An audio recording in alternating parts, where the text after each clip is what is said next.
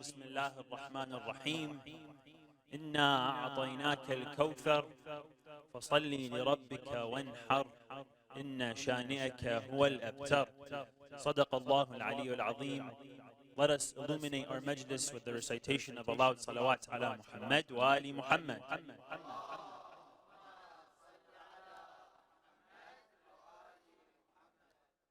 Dear elders, brothers and sisters, Assalamu alaikum wa rahmatullahi wa barakatuh. I'd like to begin by congratulating you all on the birth anniversary of Sayeda Fatima Zahra alayhi salam. And I'd like to congratulate Sahib al-Asr wal-Zaman, Ajallahu ta'ala farajahu sharif, on this occasion. May Allah subhanahu wa ta'ala grant us her ziyarah and her shafa'ah in the next life, in the next world. And for her love, let us recite a loud salawat ala Muhammad wa ali Muhammad.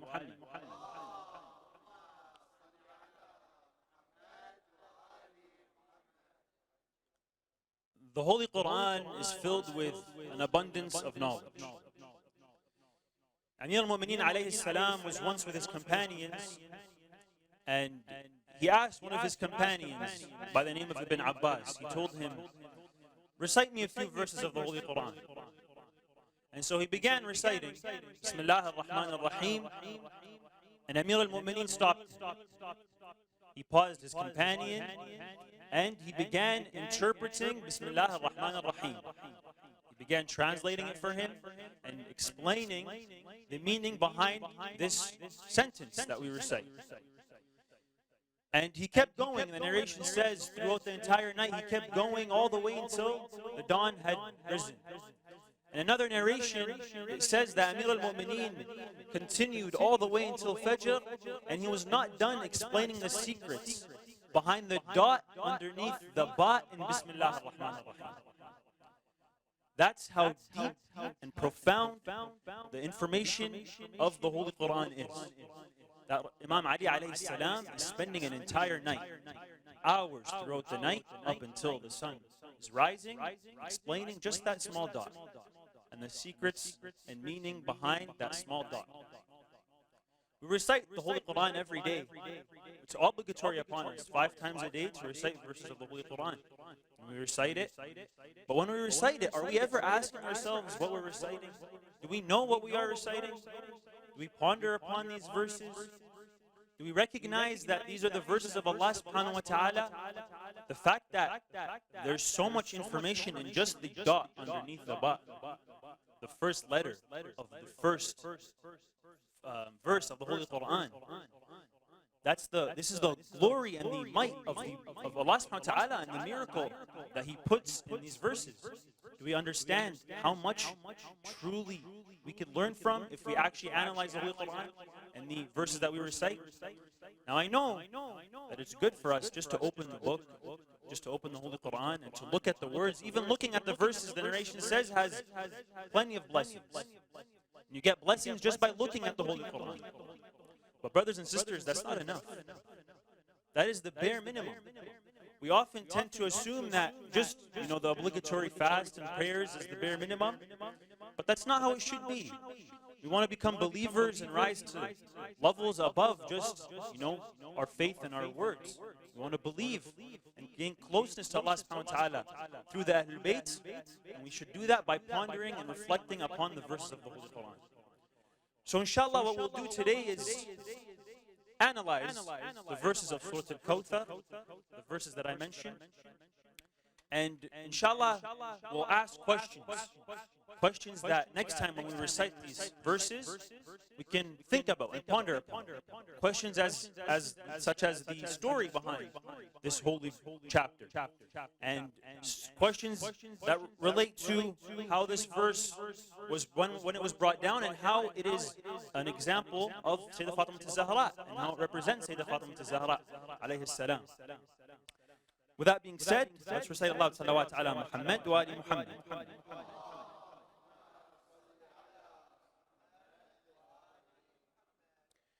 One day, Rasulullah sallallahu alayhi wa was exiting from the holy mosque, from the holy masjid, after one of his sons had passed away. One of his sons, Rasulullah sallallahu alayhi wa had 2 sons. and they both passed away at a very young age. Neither of them really lived to grow after their youth and childhood. They both died in their childhood when they were very young. So he was exiting the masjid, and a man by the name of Al-As ibn Wa'il stopped him. Al-As ibn Wa'il, he stopped Rasulullah outside of the masjid, and he began speaking to him, asking him questions. They parted ways. When they parted ways, Al-As ibn Wa'il ran into a few people, a few Arabs, and they asked him, they said, "Who are you speaking to? Who was that you were talking to right now?" Now they had just parted ways, so Rasulullah was still able to hear the conversation.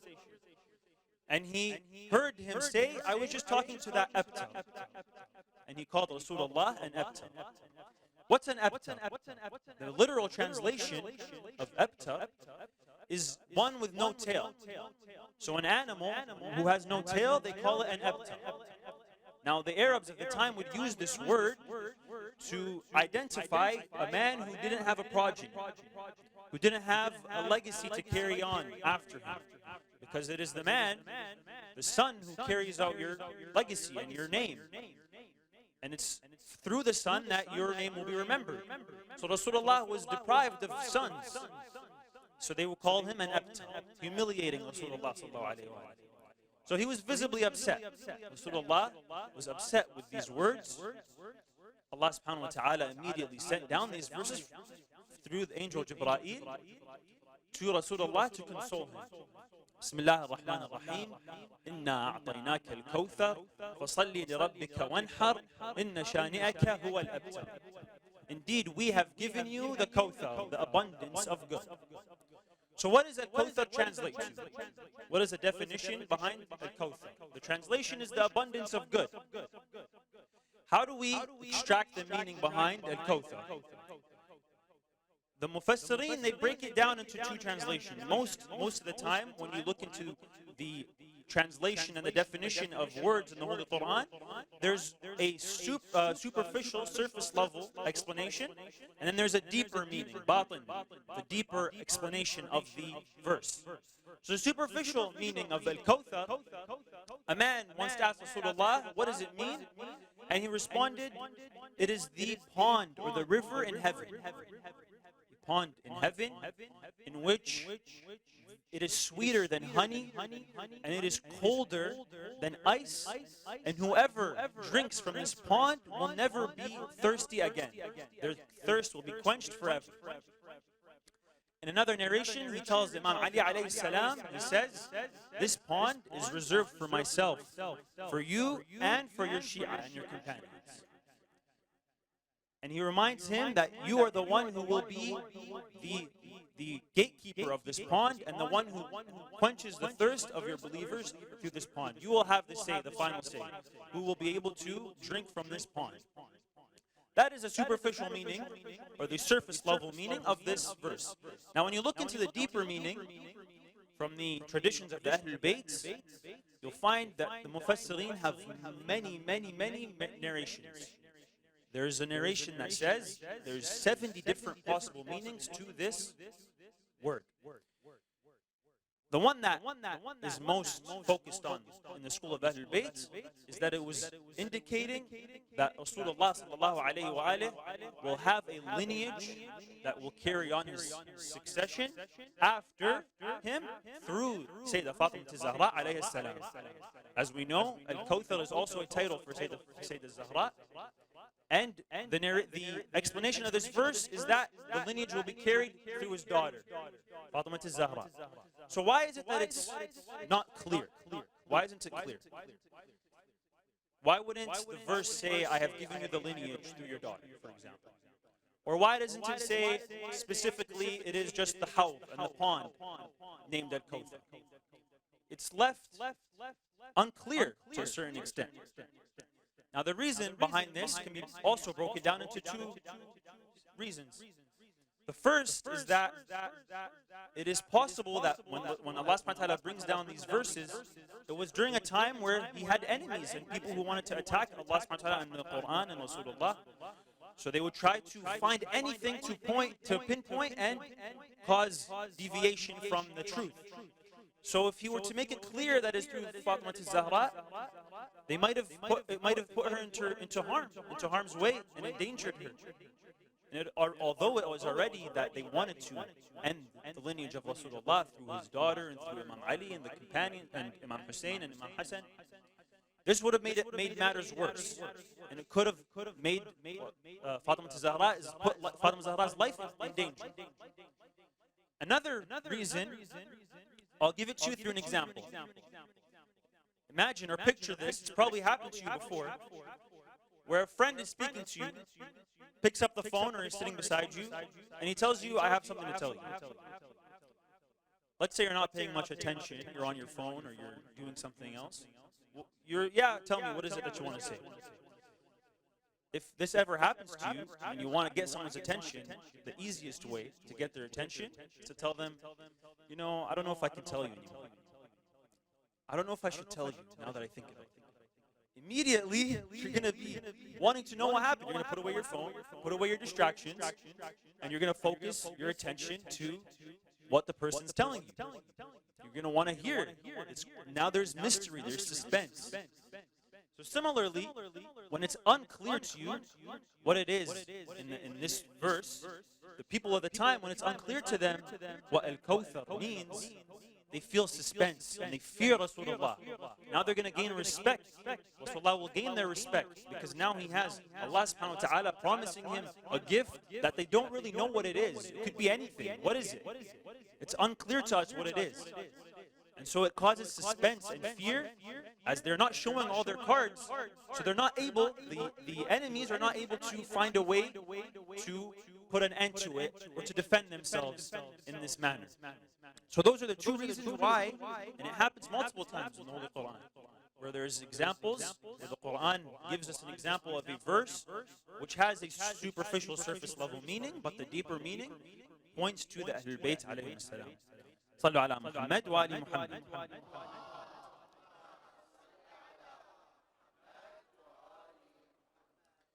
Now this first verse, Inna a'tainaka al-Kawthar,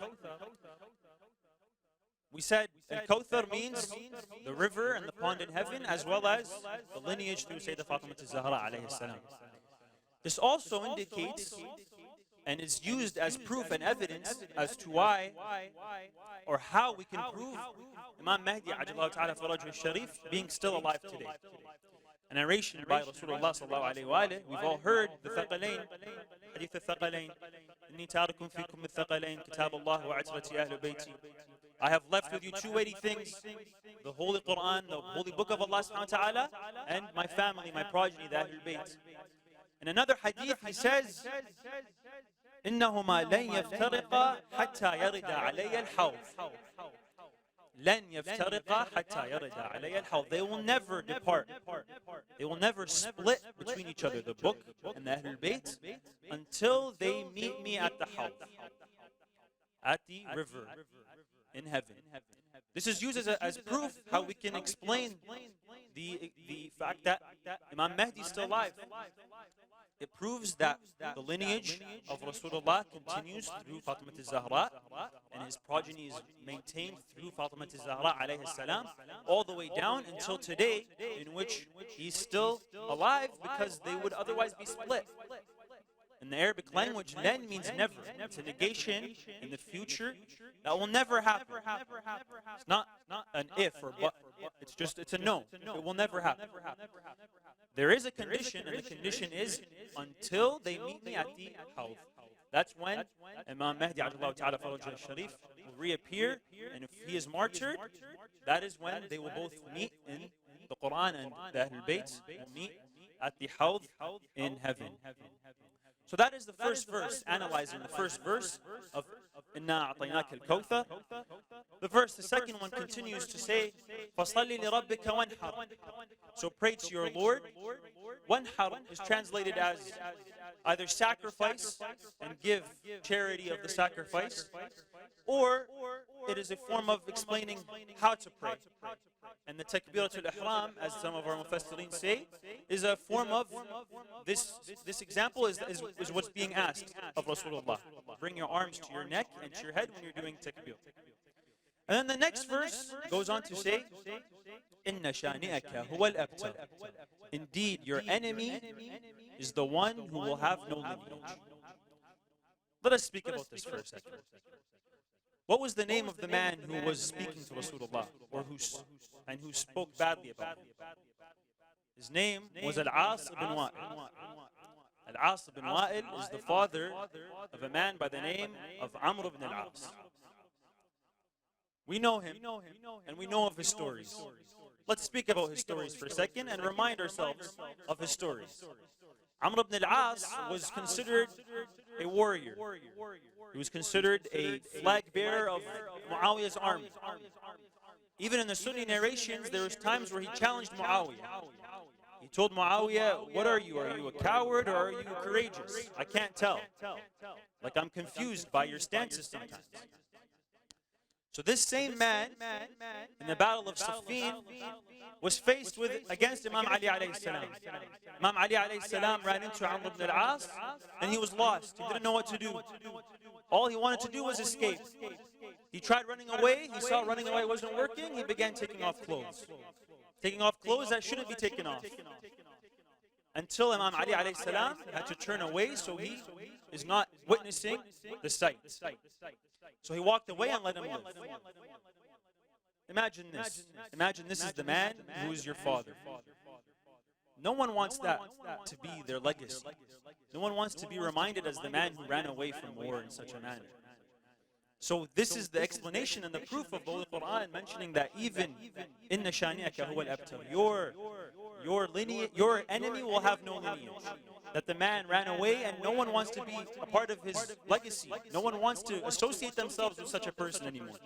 Even Muawiyah came and one day Amr ibn al-As saw him and he was laughing.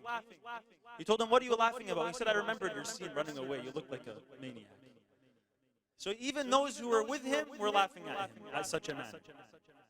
This is Amr ibn al-As. Now a sidetrack, this is the same battle in which a young boy at the age of 11 years old went into battle. And he was courageously killing the strongest of enemies, one by one, taking them all out. They came to Muawiyah, the enemies, they said, Muawiyah, what do we do? There's a young man who's killing all our strongest warriors. Come see this. Muawiyah comes, and he says this person's fighting in a very familiar fashion. He's fighting similar to the battle of Imam Ali alayhi salam. So call your strongest warrior. He calls the strongest warrior. His name is Abu Sha'tha. He tells him, go bring me this young boy's head.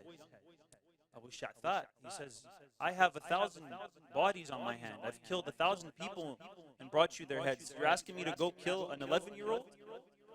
He thought it was humiliating. So he says, I'll just send one of my sons.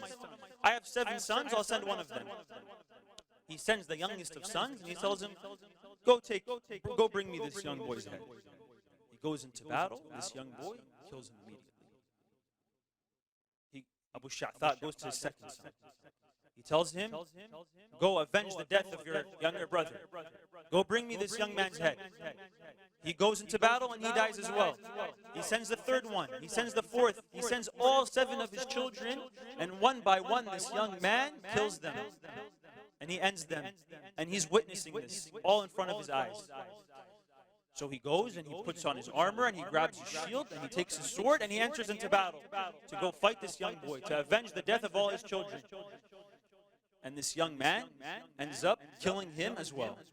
He kills all 7 of his children and him as well. And when he takes off his mask, it is Abu al-Fadl Abbas, the son of Amir al-Mu'mineen.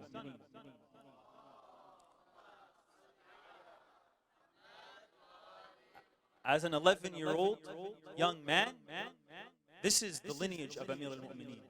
This is the 2 sides of this equation.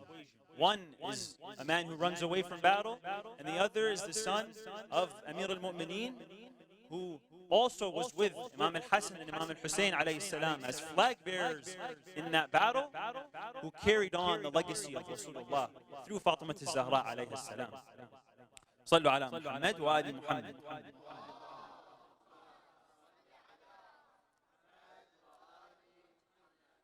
So it is through the lineage is through Fatima Zahra alayhi salam, that the lineage of Rasulullah continues. And Fatima Zahra alayhi salam upholds it to the greatest of extent. That role, she manifests the perfection of that role. It is narrated that they asked Fatima Zahra alayhi salam, they asked Rasulullah, why is she named Fatima? One of the narrations of the many meanings of her name, he says, سُمِّيَتْ فَاطِمَةً لَأَنَّ الْخَلْقَ فُطِمُوا عَنْ مَعْرَفَتِهَا. Because the creation are unable, are prevented from understanding her, from knowing her. That is the greatness of Fatima Zahra alayhi salam. Although we try to remember her, it is unfathomable, her greatness and her level of closeness to Allah subhanahu wa ta'ala. There's a story in which a lesson we can learn from Sayyidah Fatima Zahra alayhi salam on her wilada, just to learn from her many lessons. One day, a woman came to Fatima Zahra alayhi salam, and she asked her a question. She asked her a question regarding her mother. The details are unclear, but it was a question in which Fatima Zahra replied to and answered her. She asked a second question, a third question. Fatima Zahra would reply and answer. Fourth, a fifth. The narration says she asked questions 10 times. 10 questions to Fatima Zahra alayhi salam over a span of time. And then she began noticing, she realized, she felt a little embarrassed. I might be taking too much of her time. I might be asking her too many questions. Fatima Zahra alayhi salam looked at her and she tells her, no, ask me all the questions you have. Ask me any question and continue asking me. Why?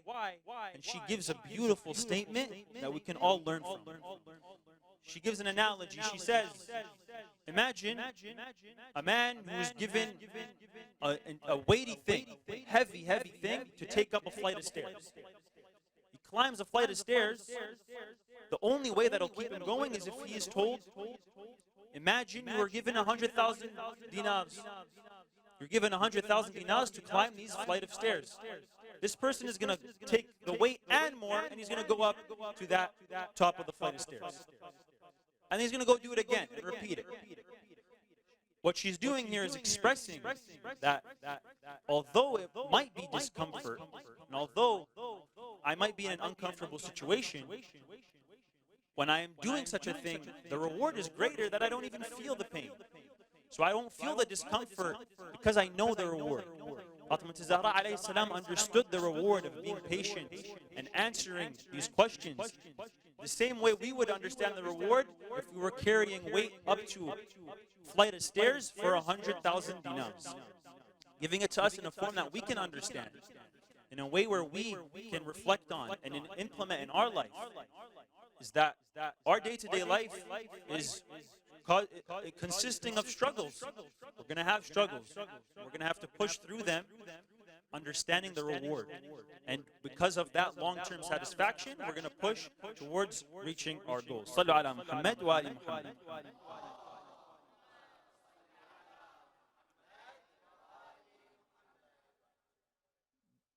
These are the narrations of the Holy Quran these are the verses of the Holy Quran from Surah Al-Kawthar, explaining the definition of Al-Kawthar. Inshallah, next time when we recite the Holy Quran, when we recite these verses that we've all memorized, we can reflect upon the meaning of Al-Kawthar and how it relates to Fatima Zahra alayhi salam, to gain closeness to her and to gain closeness to Allah subhanahu wa ta'ala through her as well.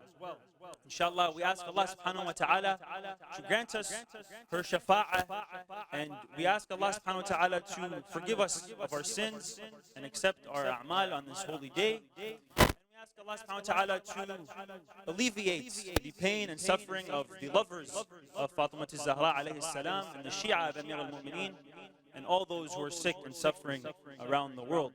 هذا وصلى الله على سيدنا محمد وآله الطيبين الطاهرين.